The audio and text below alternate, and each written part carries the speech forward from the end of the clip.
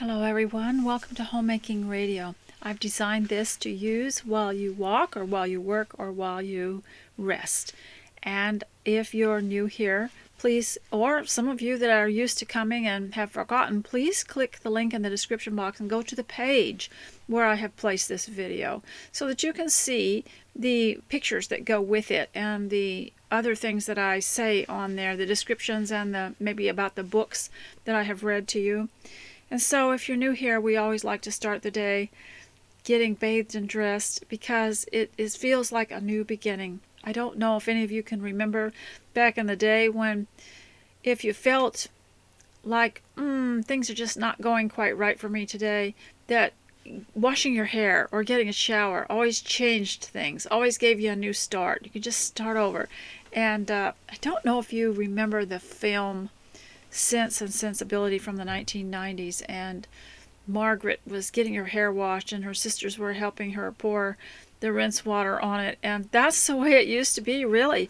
Back in, those of you that can remember back in the 1950s, in the summer going outside and washing your hair, and it's so refreshing. It actually is so different because you're I think you get refreshment in your brain just from leaning your head over and massaging your head.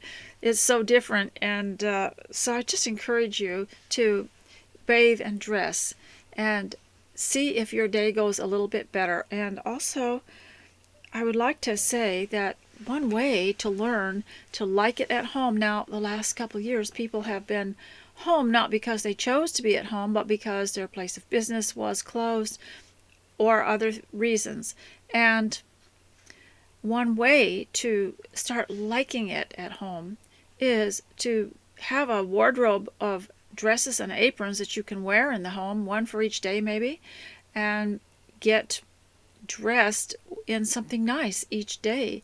And that's one way to start liking it at home. I know for a little while you'll feel kind of foolish if you have to go to the store real quickly and you're wearing the dress that you wear at home, or the skirt, the long skirt or something like that. But after a while you lose your self-consciousness when you start paying attention to your business, what you're doing there. And they will still take your money if you are wearing a dress. They'll still let you pay for your groceries. And I haven't been turned down yet for being a little weird. I think it's important to learn to like it at home, and besides getting ready for the home and trying to look your best, for yourself at least, it's easy to think about being restless and wanting to leave for no really good reason, wanting to go out there, thinking there's something out there for you. And of course, we all love to go and see what's new and see get our supplies, but if you are having trouble being adjusted to the home, then I would suggest you find ways to spend a little more time each day, just a little longer each day. Spend an extra amount of time each day. And for many people, it's gathering the books and things around them that will help them, and projects to do. I know even on the homestead when I was growing up in Alaska, our mothers collected things, ordered things. We had catalogs, and that's where we got most of our supplies. They ordered craft kits for each of us in the home, so we would have something to do in the summer, something to do in the winter, and these helped spend the quiet hours, the hours when we weren't working, with something that was very relaxing and recreating. And so I think it's important that if you spend a little bit more time each time at home, but surround yourself with some things that you can do. Now I'm sitting here in my sewing room, and I've got my sewing, I've got a library over there, and I just bought a new book, and I wanted to share this with you. I can't believe how much these things cost. They cost more than a book, but I didn't want to wait till it was on thrift books where I get my books. I like thrift books because after a while you get a free book, and they're very good about sending them, and I've never had any problem with them. But I saw this in the grocery store, and it's one of the Hoffman Media publications, and the paper is very high quality. And I will show you what the inside picture looks like here and what the cover looks like. And usually I wait till these come out on thrift books, and then I buy them a few months behind the publication time.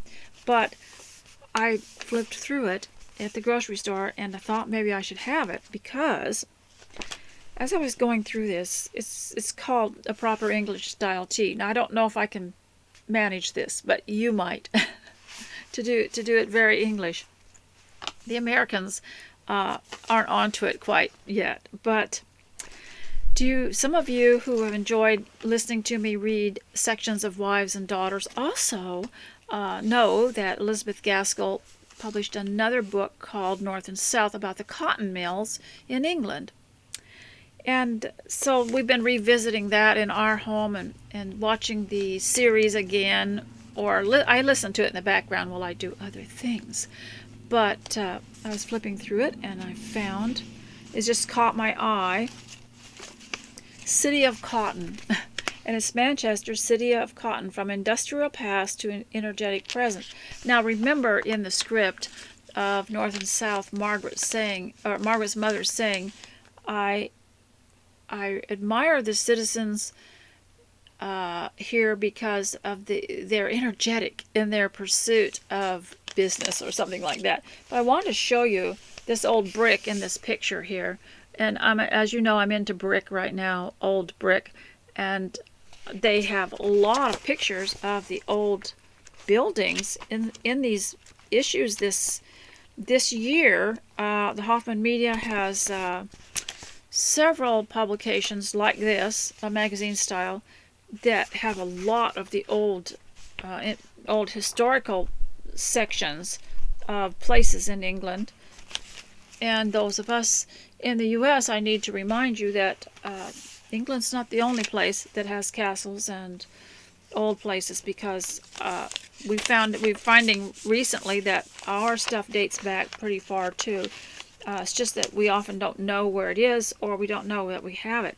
But I haven't looked at the recipes to see if I can do them, and they're all written in American recipe language, cups and spoons. But I'm shocked at the price, because it costs more than any book that I would ever buy at thrift books. But still, I will keep this. I like that on the back of the Hoffman Media magazines, they always have just a beautiful picture without words on it. You can lay this down on your coffee table or anywhere. I have a little stand up on one of the shelves in my living room, and I like to prop a real pretty picture there, or the back of one of these magazines. It's just wonderful how they do it, and plus the feeling you get when you touch the pages, that they're very nice. It's not cheap. It's not cheap fabric. And also, I would like to remind you that one of the good ways to enjoy your house and your home is to remember that even though you might have been spent many years in an educational institution or a commercial workplace, that when you're home, you decide the pace that you're going to go, and you can base it on how your stamina is doing and whether you need to take a rest. And so there's no particular time that you have to finish or start, and you can work as late as you want. And some of you who are vital have complained that you're not sleeping as well. We can always get up and do something that you like to do. And so you get to decide. You get to be master of the place. I'd like to read to you. I'm just entertaining you, and remember that everything I say is just my opinion, and you have to decide for yourself whether it is sound or not, and what suits your family is what's best. And the reason that, now this book I would not recommend to everybody. There's things in it that probably we wouldn't do, or types of activities that probably we wouldn't, but the whole idea I really like. I like that there are things that you can do in each season. She has it divided up per season, and several pages of ideas of things to do or make. Not just make, but do. You know, like you're going to go on a walk and collect something. That it can be done by yourself. So if you're alone, or if you want to get in some good habits and you're young and your children are young, you can get in some good habits and show them how to live, how to while away the days at home. And these are the things that people miss out on when they go the way that the world wants them to go, in a frenzied work week with weekends off that you're so exhausted you can't enjoy it. And so I just want to introduce you to some of it, and I encourage you each to make yourself a little journal, a little, what are they called, art journals or mini journals, and they're kind of like scrapbook paper things, and write your own based on what you can do or what you have done. Now, this one's, I'm doing the summer one because we are in summer in the Northern Hemisphere, and for some of you that are in the Southern Hemisphere, I'll read something from it. How about cinnamon hot chocolate? Yes, for some of you that are in the Southern Hemisphere, it has a page on making hot chocolate. Now, I have my own recipe that I've used for years, and it's from all the original ingredients. I don't buy a mix because you never know what all's in there, and you can do this the way you want to. But that's just an activity that people look forward to in the middle of winter. And I got invited out. You know, people, it's rare to get invited, but I got invited out to a house tour and a tea, and I want to stop and tell you about it. This girl, she's about 25 or 26, and she lives in a, what do you call it, a holiday caravan or holiday trailer, and she invited me over for a house tour. She got it all fixed up, and she texted me and said, around 7:30, would you like to come over for tea and a house tour? And that was early in the day, and I said, well, sure. And I went over there, and I will probably try to post a picture of it, but she's from the South, so she made an iced tea that was absolutely delicious. It was actually I believe it was a lemon balm tea with mango bits in it and some ginger or something. It was absolutely wonderful. It was just delicious, and she served it in the great big, those great big glass canning mugs, and she had treats that she had made, and I was so interested in what she was doing. She showed me around this holiday trailer, actually quite spacious. And she showed me her little kitchen and the fridge. I think it even had a dishwasher. And the bedrooms and the seating area and the dining area. And it was actually quite luxurious. And so I thought what a pleasant time that was. And she did invite me to stay. She wanted me to watch Emma from the 1990s with her, and I just couldn't fit it in because I had something coming up the next day. But I gave her the DVD and let her watch it herself. And so, but honestly, it was so comfortable and so beautiful. So doesn't matter where you live. You know, you all have houses too.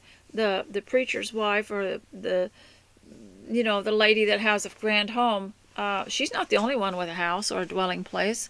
You can still have company, and it helps a lot if people in the church will participate and not just lean on the one that has the experience or the room or has all the equipment, but try to do it yourself. It's partly your responsibility too, and to include that in your life.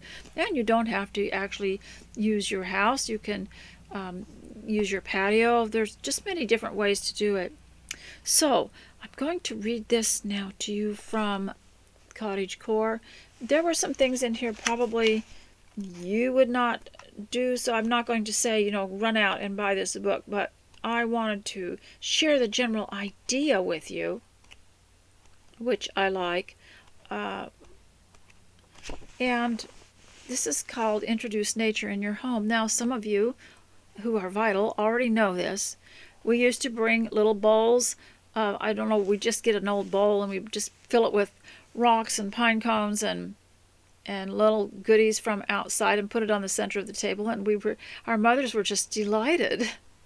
Or maybe they just pretended to be. I don't know. But so this is just I talked about the old ways. It's not like we want to go back and relive the old days. We just want to adopt the old ways. The Bible says where the good walk is and where you will find rest for your souls. So it's not the old days, it's the old ways.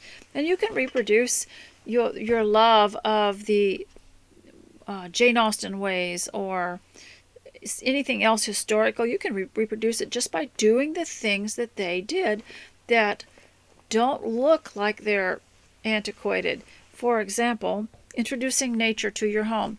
You don't have to have lived in the Regency period to do this, but there's a little picture there of, looks like a jar with some flowers in it. Nature acts like a healing balm for our body and mind and creates a relaxing, welcoming environment.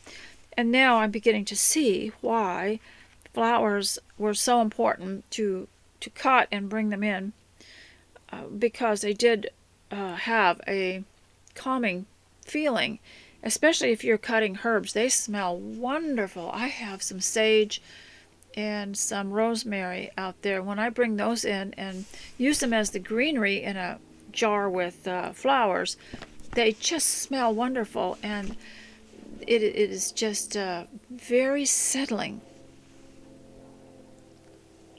As the days start to get cooler, you can start to bring nature inside so you can enjoy it year-round. Houseplants and fresh-cut flowers are the obvious place to start. They brighten up any space and fill the air with glorious scents. For a natural look, pick a few flowers from your garden and place them into jam jars.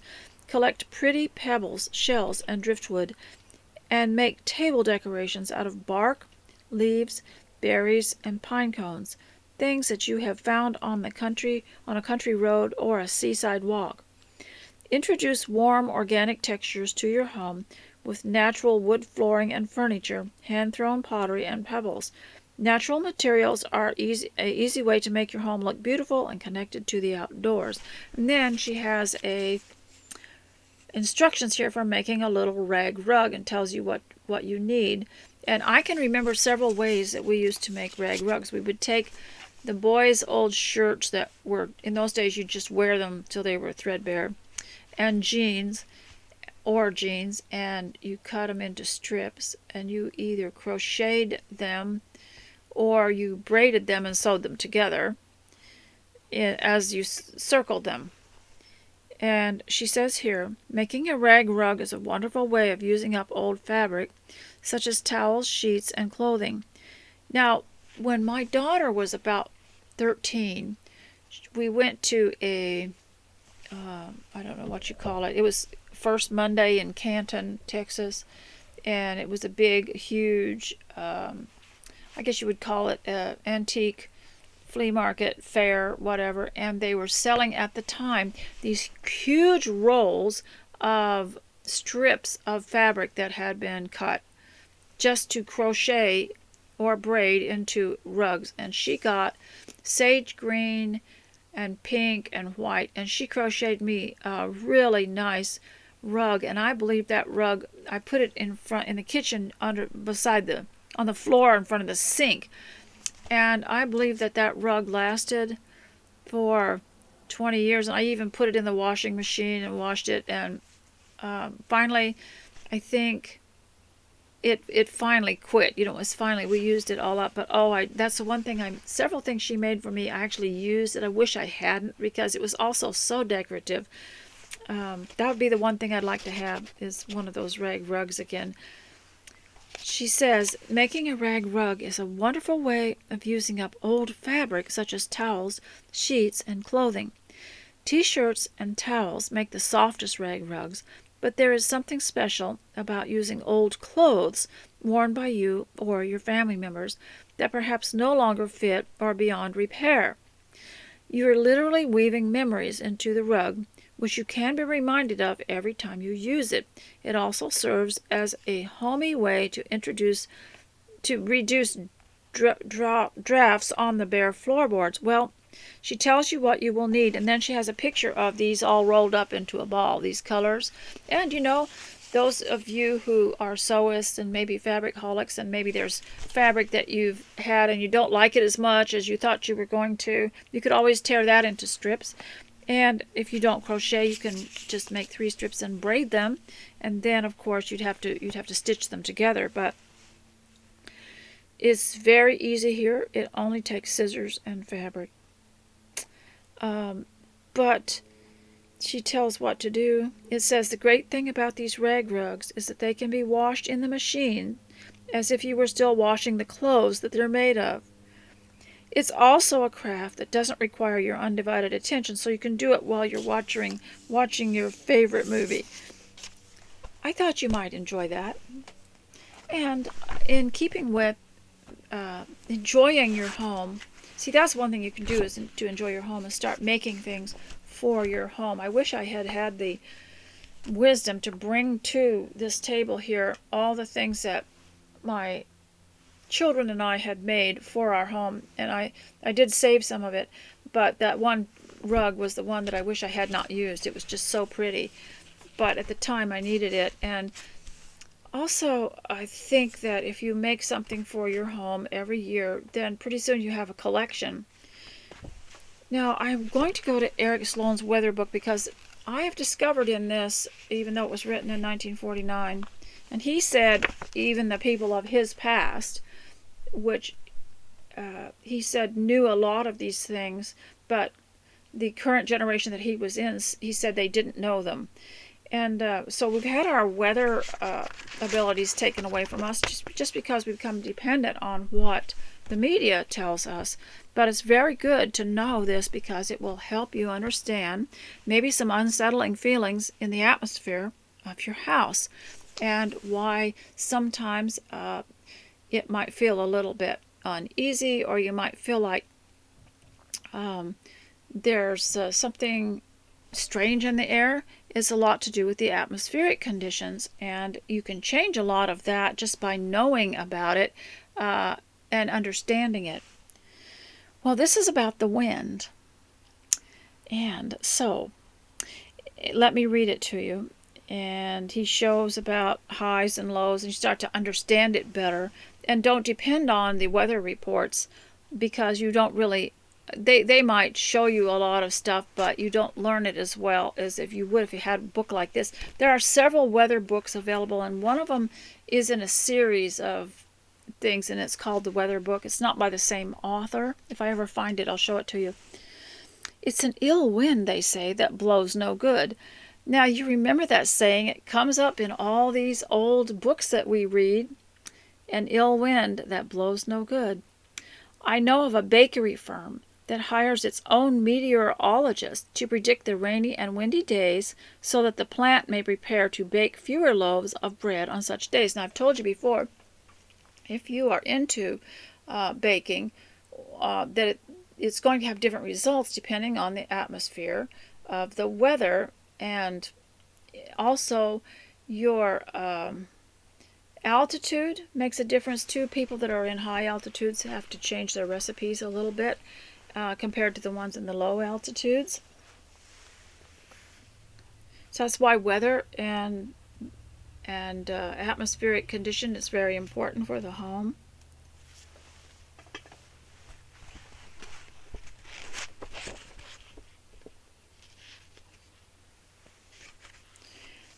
Homemakers, it appears, will not brave the weather. They prefer to bake at home during the bad days. Leftover spoiled loaves of bread can amount to thousands of dollars. Well, isn't that the truth? You get into the kitchen with such high hopes, and you don't pay attention to the weather, and you find out it has such a different effect on the dough of the bread.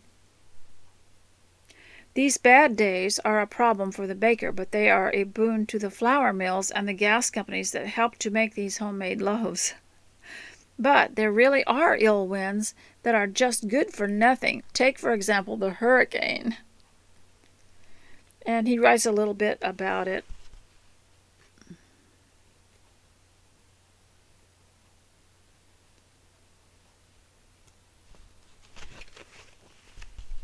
It would take quite a bit of time to to go through all of this, but he describes what happens in a hurricane or a tornado and how the cold air meets the hot air, etc. And atmospheric antics.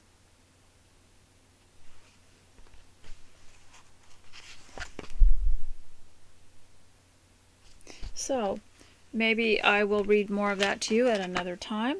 And now I want to get to my notes on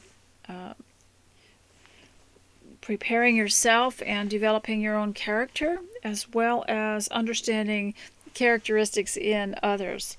I know that some of you cheat and move forward on the video, so you can listen to this first because it's entertaining. But let me start with what I have here. I don't know how far I can go with each point, but we're going to also include your own self-improvement in the home, because there's no point in keeping all these characters in for your novel if you yourself happen to have one of those problems. So let's see what we can do. Now, one way to cut down on criticism, if there are critics in your life, no matter whether it's in the home or for some reason socially, one way to cut down on it is very easy, is don't reveal too much, don't talk too much, don't introduce a subject that, because a critic can take anything and criticize it. Even if you say something about the weather, or say something, any small thing, they can argue back with you. They can contradict it. So with people like that, be cautious and keep the information low so that they don't have any information to go on. Now, what you will notice is that these types that always object to everything you say, who contradict, who constantly have to be smarter, they're pretty good. They're pretty well behaved when you're quiet and you don't talk about anything that they can do anything with. But you can watch their demeanor and their expression, and they're waiting. They're listening. They're waiting for a trigger. They're waiting for you to say something. These types of people don't have anything interesting to say. They're not learning anything interesting. They have nothing to talk about. So what they do is they wait till you say something, and then they jump on you. So, and they cut off your conversation, or they're just smarter than you. And the other way to cut down on the criticism, those types, is when they do say something that's critical or that's contradictory, is to shut down the conversation. Just dismiss it. Don't say another word. Don't talk back. Don't continue it. Just give them the silent treatment, because that's just only proper to do if someone is pushing you to the point of having to answer something. The other thing to do that's quite helpful, if you can, is to give them something to do. And you might say something like, well, you could help me a great deal if you would find out such and such, and then just let them do the research and tell you. But for the most part, these critic types, for some reason, aren't very nice around people, and yet they seek people all the time. They can't get along by themselves. But cut down on the criticism. Don't reveal too much, and don't answer back if you can see that they're contradicting you. Another thing to do is to ask them to find a biblical alternative. Unless you have an alternative, there's no point in making a criticism. That's why I don't think it's very smart to go around in public or at church and correct people on anything, even the way they dress, unless you have an alternative. Do you have a little picture or a book or something, or a class or something that you'd like? Are you prepared to really go the second mile and talk to them about it? Otherwise, just let it go if you don't have an alternative. It's the same with anybody that's suffering from a bad diet or overweight. There's no point in saying anything unless you have got a solution. And so it's just better to keep quiet about everything. And that's for you critics, I'm telling you. Okay, so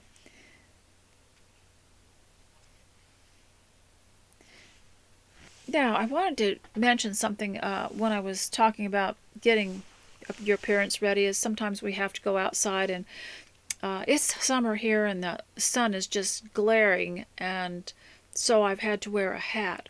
And I noticed something when I have to wear a hat, that if in public or anywhere else or around people, even your own people, that the hat is very interesting in the social dynamics that it produces. Of course, mine has got a brim on it, to keep the sun down. And it gives you a social distance. It gives some privacy. It keeps people from getting right up close to your face and saying, I notice you have a mole on your face. Did you ever consider getting that treated, or something like that? It keeps them at a distance because the brim is far enough away that they can't get too close. And I really think we should try to bring back hats in public, just to protect our privacy. And now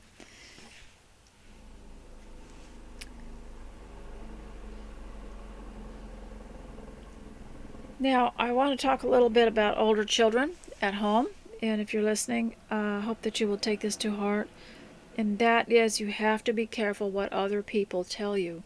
Because as you get older, people will look at you and think, oh, you're just like them. You're coming up to a grown-up age, and now they can talk to you about different things. But you've got to be careful, because of what they tell you might not be the route that you should go, and will not be. You need to always check with your parents first. No matter how old you are, check with your parents on some things that people tell you. Now, if you remember, I'll give you an example. Some of you like that movie, Princess Cut, about the girl that admired this ring in a jewelry store, and it was a square cut called Princess Cut. And she lived at home with her parents, and she was the oldest child. She had a little brother, and she was out with a girlfriend at a coffee shop or something, and I can't remember the story quite, but she met a woman who was a therapist, and she said, well, here's a free coupon, come by and have a free session with me. But what the session, and of course her parents didn't know, and it really upset her what this woman said about her life and how she should go in her life and how she should order her life and stuff. And so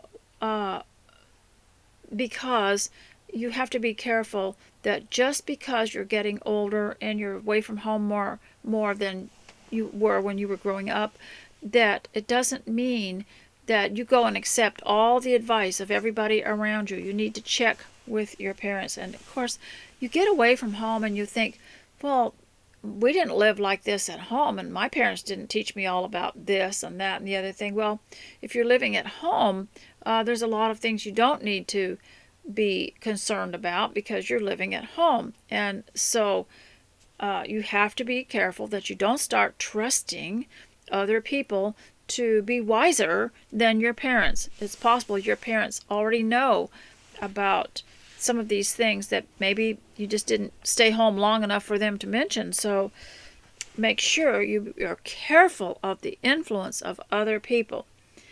And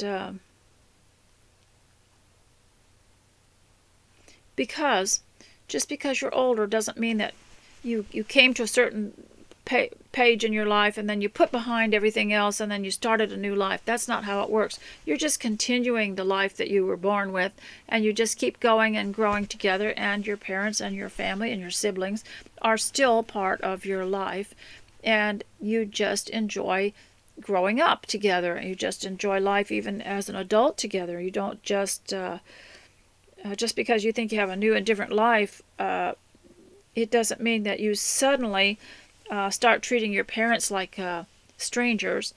And you should grow gracefully from your childhood into adulthood. You shouldn't have a big bang or a big blow up just because you're growing up and spending more time away from home and being on your own more and being more independent. You have to be graceful about it, graceful about your independence, graceful about your freedom. And you don't look down on your parents. You never tell your parents that they are old-fashioned, or that they are arrogant, or that they are out of it, or anything like that. It could be that you are developing those qualities when you say things like that. And a lot of times, I talked about the critic before this, and a lot of times the critic criticizes the things that they are doing just to throw people off of the fact they don't want to be discovered. So they just tell somebody else something critical. I want to talk to you about this because you should continue to grow together and to appreciate one another and enjoy life together. Now, I've got this is probably going to be a little shorter than you are used to, but I want to prepare you as a person who, you may be in your 20s, 30s, 40s, maybe you're a grandmother or a great-grandmother. There are some things that you need to improve also that you could work on. And then when I'm finished talking about this, I'll tell you what all I've done this week, which might give you some ideas. I don't expect you all to do what I do, but everybody's different.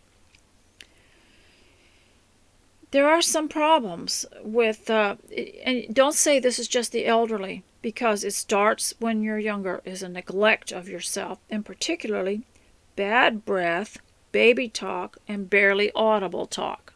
Okay, so those are the things I could think of that are notable as a person gets older. So bad breath can be a problem, especially if you're on some kind of a medication. Can also give you body odor that's different. And so if you'll go online to YouTube and look up Dr. Berg bad breath, he'll have some natural remedies for that. It's a health problem. And so that is one thing that we have to be concerned about while we get older, but it starts in youth. So learn all about that. It's a problem with your health, and it's an indicator. And so I'll try to put a link for it, but you can go look it up yourself. And the other thing is baby talk. Now, this has been exemplified in many of those old books that we like to read, or the movies we like to talk about that from the Regency era or earlier. You have people like Miss Flight or Miss Pole, and they scrunch their faces up, and then they somehow speak through their upper resonator, kind of a nasal sound, and they say something that's real, instead of just saying, well, it's really nice to see you, let's have a cup of tea, in a normal voice, they get a high-pitched voice, and they squish up their face and start to speak nasally like a little baby, like baby talk. Let's just have a cup of tea. And somehow it comes across as being lacking in confidence, but can be quite irritating to some people. So you don't need to talk like that. You can just talk normally. It indicates that you're nervous or you're self-conscious when you do that. But if you watch some of these characters that talk baby talk, in other words, they talk in a baby voice. They don't talk baby talk, but using words, but they'll just talk in a baby voice, and instead of just saying calmly, oh, it's very nice to see you, you're looking nice, would you like a cup of tea, they get a high-pitched voice like a squawking bird. And that's one of the things you have to watch out for, especially as you get older. But these things begin when you're young. And the other thing is the barely audible person that will warn somebody about some little thing that they need to watch out for, and then when the person has an accident or something doesn't go right in something they're doing, they'll say, well, I told you. But the problem is, ladies, you're not free of the responsibility if you told someone, if you didn't make sure that they heard it or that the message was received. It's kind of like sending a little text about something and they didn't see it. you have to check back and make sure that they received it. I know I sent a box of little glass little glass dessert dishes to someone. I sent it to her via someone else, and they were rather delicate, and they were antiques. And so I said to her, could you put it in a place where they won't be jostled around in the car, and make sure you don't put anything else on top of it. And so then later I had to remind her so that she would take care of it and get it there safely, and then she communicated it back to me, and that everything had gone well. But the thing is, some people will mutter and mumble, and they won't be heard, and then they will say, well, I told them what I was supposed to tell them, but they didn't pay attention. Make sure that you're heard, and especially if you're a homeschool mother, make sure that what you say was received. Make sure that they heard it. And I know some people who at first would ask their children to repeat back whatever it was they wanted them to hear, so that she would know that she said it right and that they heard it right. And of course, do it in kindness. That's very important.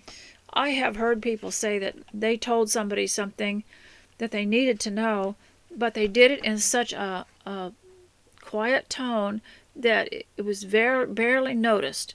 And so we have to be very careful about that, not because that's called passivity, being passive, and then shrugging, and watching people make mistakes, watching them walk into trouble, and watching them lose their money or whatever. And then you didn't make any effort. You just sort of said it real quiet, and then letting them fall into a trap, and then saying, "Well, I said something yesterday to you about it." You've got to make sure that it was understood and that they heard you. And of course, you can leave the decision to them, but make sure that they did hear you, and that they did note that you were concerned about it.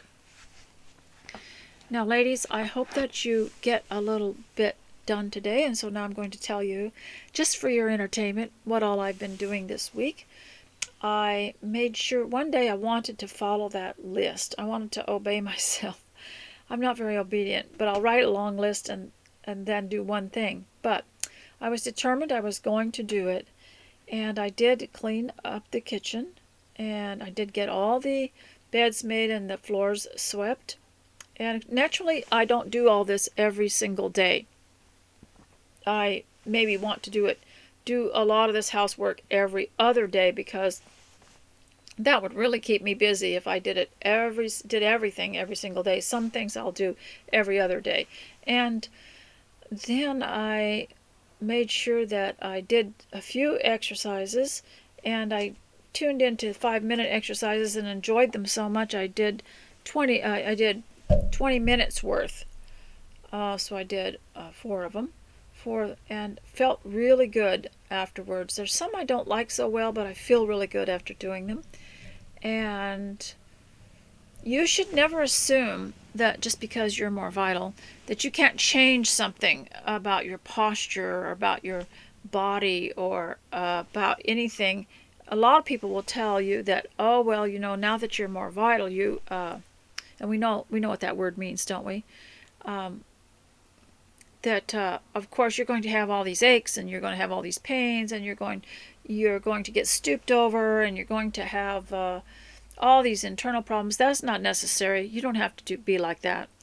And so exercise, which I do, is pleasant and very brief. And I once tuned into a lady who was so interesting. Years ago, she had an exercise program on YouTube, and she would just do one of each exercise. She wouldn't stand there and do 10 jumping jacks. She'd just do something once. And that was nice. And so then I also got the Older Beginners Piano Instruction book out and learned a baby song. I'm still trying to learn that one, Slumber My Darling. And then I got out a pattern and a piece of fabric, and I looked at it. I considered it, and so today I'm getting out the table to lay it on. I'm going to try to cut it all out and get busy with that. Another thing I have done is I have hung the wet laundry out on the lines outside and listened to the birds singing while I did that. And I'm missing my grandson, who's a bird watcher, and he would know what bird sang what song, and that was good to be with him. I am listening more carefully and noticing it. And also I found some really cute rocks, and some of them were shaped like hearts, and I brought those in. I'm going to wash them, find an old bowl for them, and enjoy putting them in a on a display like we used to do in the old days. And trying to think what else I did. I got 2 cards sent out in the mail, and I paid 1 bill. And then I sat down and read a little bit, and now I'm going to finish some of the work around here, and hope that you have a wonderful day and that you get a few things done. And I do appreciate your comments, because if you did not come, I would not be here. I'm doing this and leaving it for my descendants who might use it in times to come, but basically I wanted to share it with anyone who was interested, with the public, and also give you something to listen to while you work. I was listening to, there's a YouTube video from LibriVox that someone put on there of wives and daughters, so that's fun to listen to while I do other things, and I have a million things to do. So I'm trying to get everything in order. I've decided to do one shelf of something, or one drawer in the kitchen, just to get that all organized before I have more demands on my time later on. And I keep saying I'm going to get it all in order if ever I live that long. So ladies, I hope that this has been good for you, and that you will continue to leave a comment. And thank you for your care for me, and thank you for your love, and thank you for giving me ideas for content too. That's very helpful. And there was somebody that asked the question, what to do when you don't want too much of the media in your life. Maybe you've got little children around and you don't want it broadcast in your house. It's actually quite filthy, you know. Some of it's pretty bad. It's all about just the worst elements of life and things you wouldn't want to raise your children listening to. And it's all about tragedy, isn't it? And what do you do when someone else wants to talk about it, someone else in the family wants to talk about it or listen to it, and you're subjected to it day after day? And that is a good question, which I don't have an answer to. But the ones I know that have had that problem have said that they just have to realize that that's another world, that they're in a different world. Their lives are different, and that for every, also there was one lady that told me that every time someone came in and regurgitated the media, which we don't really need to do that, you know, that's what they like, is that everyone's talking about their subjects. They're putting a subject out there on the wires, and we're listening, and then we're telling it back to everybody, and then we become the spokespeople for their drama. Anyway, she said what she would do was somebody come and tell her all this news and all this bad news and all this corruption and everything, and she'd say, well, here's my news. And she would tell them what she did in the garden and what she's doing in the kitchen, what kind of bread she makes. She'd get out a book and show them a new bread book that she got. She was so proud of it. And then she would take them and show them a piece of fabric that she's working with, and also maybe a picture of tea, just like I'm going to show you here. And she just had her own news. And so she said, if I listen to your news, you're going to have to listen to my news. I mean, she said it kindly, but also another thing I think we need to realize is that our brains can only take so much before it gives us a headache or makes us feel cross. And especially if you have children at home, little children at home, you're going to have to tell the person who's reporting this news to you all the time that you can only take so much, because you've got to be alert to listen to the needs of the rest of the family, listen to the needs of the children. And you need to be thinking about, say, I need to be thinking about what we're going to have for dinner. Now, what's more important to you, the media, what the media is saying, or what we're having for dinner? If you don't want me, if it upsets me too much, I won't have my mind on it, and I won't fix as delicious a meal as you're used to.